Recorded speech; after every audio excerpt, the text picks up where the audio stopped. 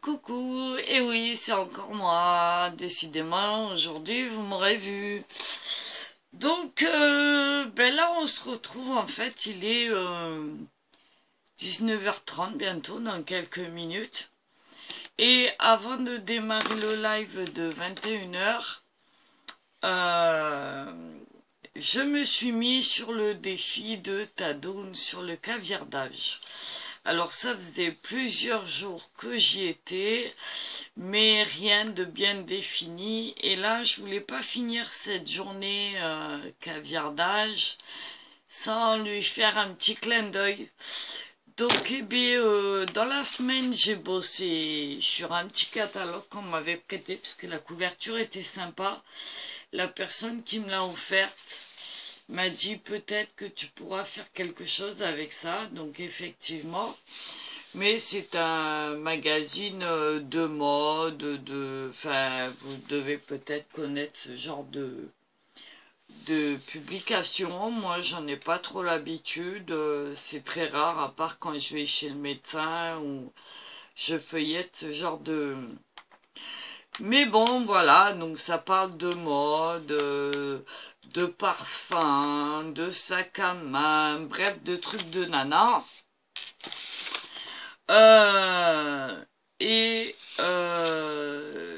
L'autre jour, sur ma chaîne, parmi tous les défis, il y avait celui de Tadoun qui m'intéressait beaucoup. Je suis moi aussi une amoureuse de la langue française.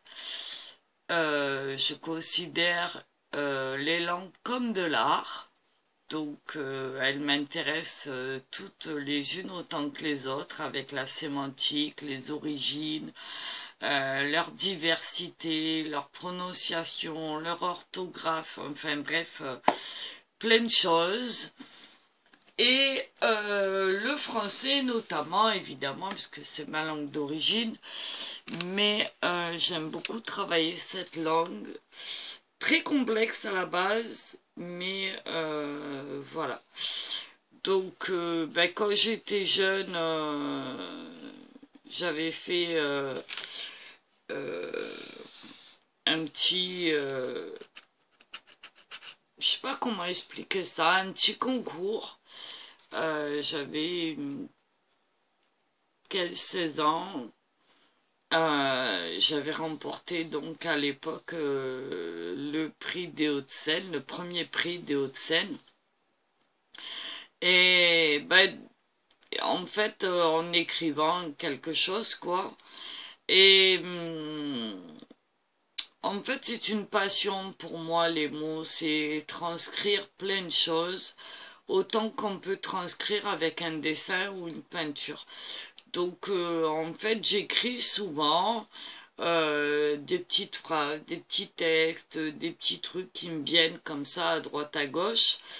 Et le jeu de Tadoun sur le caviardage que je ne connaissais pas du tout m'a mis un petit peu du piment. Donc j'ai été me renseigner, j'ai regardé la vidéo première de Tadoun et je me suis mis à cet exercice. Alors, c'est très complexe, mais à la fois c'est très amusant et je comprends Tadoun quand elle dit qu'on devient addict. Parce que là j'ai fait 3-4 petits caviardages, 3 dans ce magazine et tout à l'heure j'en ai fait un sur une notice de médicaments. Et je me suis énormément amusée et je me rends compte qu'au plus j'en fais, au plus j'arrive à en faire des longs, au plus je trouve les mots qui me conviennent et qui correspondent à ce que je recherche. Donc moi, je me base sur ce que je vais appeler du caviardage humoristique. Je ne sais pas si ça existe, mais moi, c'est ce qui me convient. Donc je vais vous expliquer tout ça dans cette vidéo. En tout cas, Tadoun, ce petit défi t'est dédié. J'espère que tu l'apprécieras. Alors désolé pour les effets de lumière, c'est pas terrible, mais j'ai pas le choix. Donc voilà, Tadoun, voilà, ce défi est pour toi évidemment et j'espère que j'aurai compris l'exercice. En tout cas, moi je m'amuse beaucoup et je pense que je vais continuer dans ce sens. Voilà. Donc, le premier que j'ai fait cette semaine, c'était donc dans ce magazine. Alors, je vais peut-être vous baisser un petit peu, voilà, que vous puissiez voir plus ou moins et suivre avec moi si vous y arrivez. J'essaie de vous orienter un peu. Voilà, vous allez peut-être y voir mieux. Donc sur cette page de magazine, alors il y avait diverses publicités, tendances, food, hot shop, etc. Et l'article qui m'a attiré, c'est celui-là, consacré à la Samaritaine, et dans lequel on dit que c'est un bâtiment d'Art Nouveau de 1917. Donc quelques lignes pour expliquer où il se situe, etc.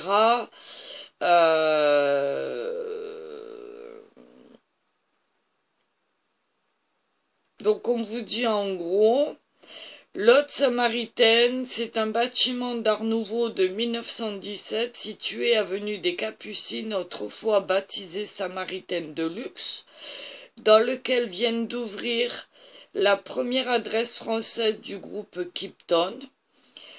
Côté hôtel, c'est l'architecte Charles Zana qui a imaginé les 149 chambres et suites. Côté restauration, Humbert et Poyette signent la déco du restaurant californien Montecito au rez-de-chaussée. Le plus, c'est un spa cottage avec piscine intérieure et un rooftop bar de 300 mètres carrés. Le Sequoia avec vue sur les toits et les monuments de Paris à 360 degrés. Donc, ils invitent fortement à visiter la nouvelle Samaritaine. Voilà. Et ben moi, là-dessus, j'ai retiré quelques mots qui donnent: l'autre nouveau vient d'ouvrir au rez-de-chaussée un spa-bar de 300 mètres carrés à 360 degrés. Voilà, ça c'était pour le premier. Je passe au deuxième. Alors, quelques pages plus loin, on nous parle d'une jeune femme qui travaille depuis des années chez L'Oréal, une marque mondialement connue, n'est-ce pas? Et un journaliste l'interroge sur ses études, son parcours, sa philosophie de vie, son rapport familial, son parcours scolaire, enfin tout ça, et le rapport qu'elle peut en tirer, les points communs avec L'Oréal. Donc elle répond à tout ça. Elle explique plein de choses. Et à un moment donné, on lui demande si elle a des défis pour demain. Alors à quoi elle répond et elle dit, elle explique, etc., etc. Bon, ce sera un peu long à vous lire parce qu'il y en a une tartinette, hein. Donc j'avais commencé un peu mais finalement je me suis arrêtée un peu haut. Alors, comme j'ai barré une partie, je pourrais pas vous lire parce que c'est au feutre. Donc en fait, elle explique comment ils font les articles, comment ils attirent la clientèle, ce qui est important, le recyclage, les packaging, le transport, les couleurs, enfin plein de choses, les investissements, etc. Et moi j'en ai tiré un petit texte que j'ai trouvé amusant qui dit: une réduction de 50% avant 2020 sur tous nos packaging recyclables en avion. La devise clé est poète paysan. Voilà. Donc ça, c'est ce que j'en ai tiré. Voilà. Donc ça m'a bien amusé aussi. Rien à voir avec le texte d'origine. Voilà. Parce que les packaging recyclables en avion, ça m'a bien plu. Donc on passe à l'autre, au troisième que j'avais fait dans ce petit magazine. Alors ici, on nous met en avant ce qu'ils appellent eux les couvre-chefs. Alors je sais pas si vous allez voir. Voilà, les foulards, les casquettes, les chapeaux, enfin tout ce qu'on veut. L'élégance suprême en vogue apparemment. On nous explique la place du bonnet, le choix du bob ou du foulard. On nous explique le chapeau au XVIIIe siècle qui était considéré comme un couronnement. Ça c'est Florence Muller qui nous raconte ça puisqu'elle est historienne de la mode et conservatrice du textile et de la mode au Denver Art Museum.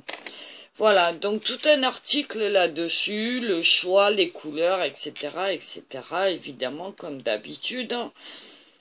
Et on nous, voilà, histoire de dire, on agrémente un petit peu et on essaye de comprendre pourquoi cet engouement pour les foulards, les chapeaux, les casquettes, les couleurs, le foulard à carreaux, le bonnet enfoncé jusqu'aux oreilles, le bob un peu, voilà, enfin, tout le monde s'exprime avec un couvre-chef et voilà.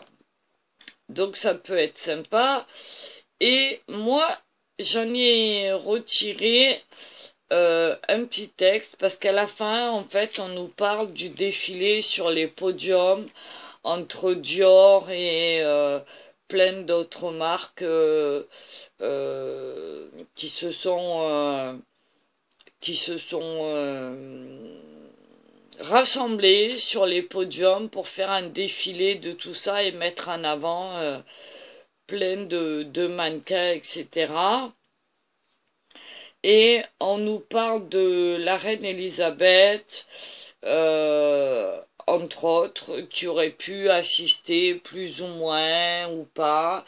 Enfin bref. Donc moi j'en ai retiré un petit texte aussi. Alors j'ai perdu mon petit papier. Non, il est là. Donc j'ai fait mon petit papier là-dessus. Et alors pareil, hein, j'ai tellement biffé dessus au feutre que je ne peux pas vous lire l'article, là, désolé. Mais en gros, je voulais résumer, on nous parle des podiums, etc., des défilés, où tout le monde s'est bien amusé, les journalistes, etc., etc., les New-Yorkais, le chapeau chic des Parisiennes, etc., etc. Moi, j'en ai retiré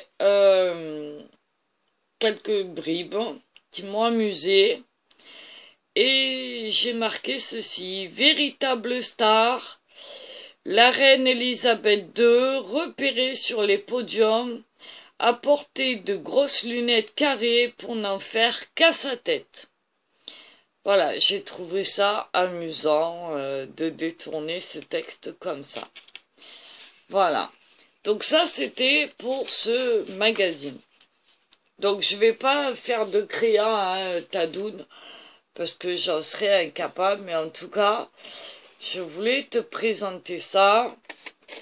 Et ce soir, pour conclure cette journée du caviardage, tu nous avais conseillé dans une de tes vidéos de nous amuser avec des notices de médicaments, ce que j'ai fait avec beaucoup de plaisir. Et j'ai retenu un petit passage avec lequel je suis venue m'amuser, où nous avons un encadré ici, là, voilà, les conseils d'éducation sanitaire en cas de fièvre, d'accord?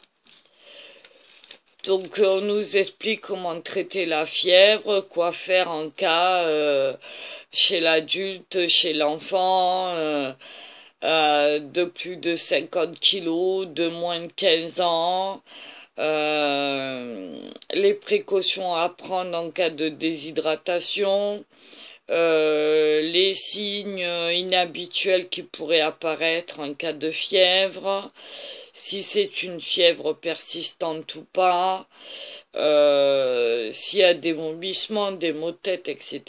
Les conseils pour consulter, que faire en cas de douleur, etc., etc. Bref, tout un conseil donc d'éducation sanitaire, approuvé évidemment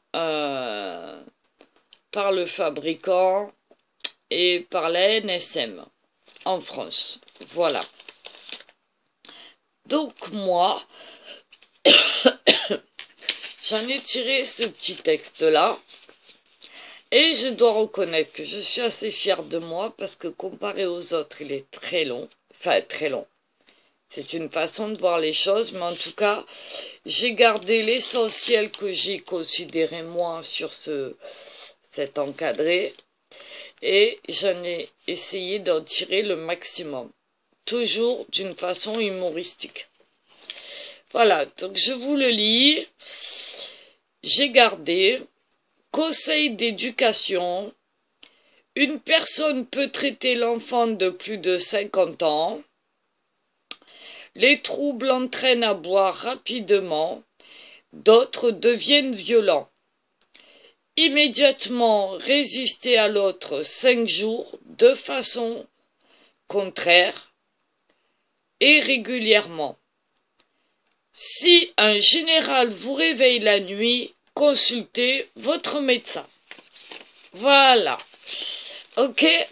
Donc, écoutez, le dernier pour la route, il était là. Je me suis bien amusée, Tadoun. Franchement, voilà, je pense... Alors, je vais vous remonter un petit peu. Voilà. Je pense que j'ai rempli ce défi, tu me diras. En tout cas, même si je ne l'ai pas rempli, je vais continuer dans ce sens. Parce que cette façon de jouer avec les mots, c'est vraiment quelque chose que j'aime beaucoup faire. Alors, attendez, voilà. C'est quelque chose que j'aime beaucoup faire. Et franchement, c'était un vrai plaisir. Et je pense que avec le temps, je vais devenir addict. Voilà. Moi qui adore jouer avec les mots et les phrases, et etc. J'ai eu pour ça de très bons professeurs dans ma scolarité qui m'ont donné l'amour des mots. Et l'amour de la langue française, donc merci à eux, parce que malheureusement ils sont plus de ce monde, mais ils ont été d'une grande aide sur ce parcours scolaire, et pendant toutes mes études, de très bons conseils. Et aujourd'hui, je découvre encore beaucoup de choses avec Tadoun, hein, et qui travaille elle aussi dans le milieu littéraire, ne l'oublions pas. Donc Tadoun, du fond du cœur, merci beaucoup à toi pour cet exercice très sympathique. J'espère l'avoir compris, et j'espère avoir rempli le contrat du caviardage. En tout cas, moi, je vous invite à essayer, c'est très amusant. Et croyez-moi, il y a plein de possibilités pour ce genre de choses. Donc voilà, peut-être qu'un jour j'en ferai une créa de scrap ou de peinture, je ne sais pas. Mais en attendant, eh ben, je m'amuse. Donc je vais continuer et je vais conclure là-dessus mes défis en attendant de faire celui de Nicolas qui sera pour Pâques, donc j'ai un peu de temps. Celui du caviardage concluait cette période-là. Donc je les ai tous remplis et je suis contente de l'avoir fait. Donc ben moi je vous dis à ce soir. Il est presque 20 h. Donc je vais aller manger un morceau, me préparer et puis je vous propose qu'on se retrouve tout à l'heure pour le live du soir. Voilà, je vous embrasse, je vous remercie, je poste cette vidéo et je vous dis à tout à l'heure. Salut les copains, les copines, les artistes et les amis. Bisous, à tout à l'heure pour le live. Et merci Tadoun.